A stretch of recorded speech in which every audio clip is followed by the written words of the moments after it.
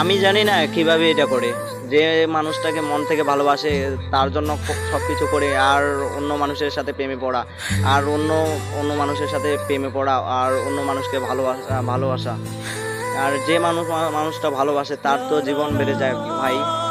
যে মানুষটা তোমাকে ভালোবাসবে, যে মানুষটা তোমাকে মন থেকে ভালোবাসবে, আর যে সব কিছু তোমার জন্য করতে পারবে, সেই মানুষটা এক ফোঁটা ভালো থাকতে পারবে।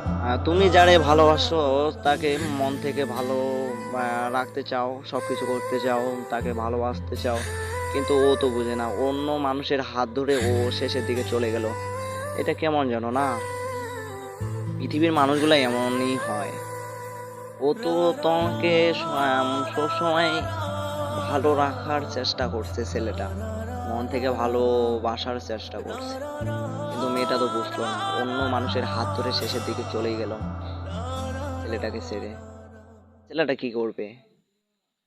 একটু দুঃখ কষ্ট সবকিছু মুখ বুজে চলতে হলো শেষের দিকে।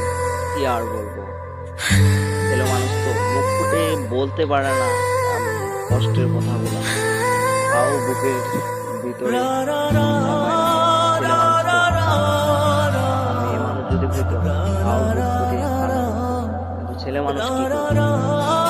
না পারে কান্না করতে, আবার ভাবনা করতেছে পরিবারের কথা, যে পরিবারের বাবা মা আছে, সবাই আছে, ওদের চিন্তা ভাবনা করতেছে যে সবারই তো আশা আছে বিয়ে খাওয়ার। ও ছেলেটা কি করবে? শেষের দিকে কি মরবে? মরবে না। ও পরিবারের চিন্তা ভাবনা করে সবকিছু মুখ বুঝে সহ্য করে সবকিছু আগলে রেখে ও ছেলেটা ভালোভাবে ভালো হওয়ার চেষ্টা করে, বাঁচতে চেষ্টা করে।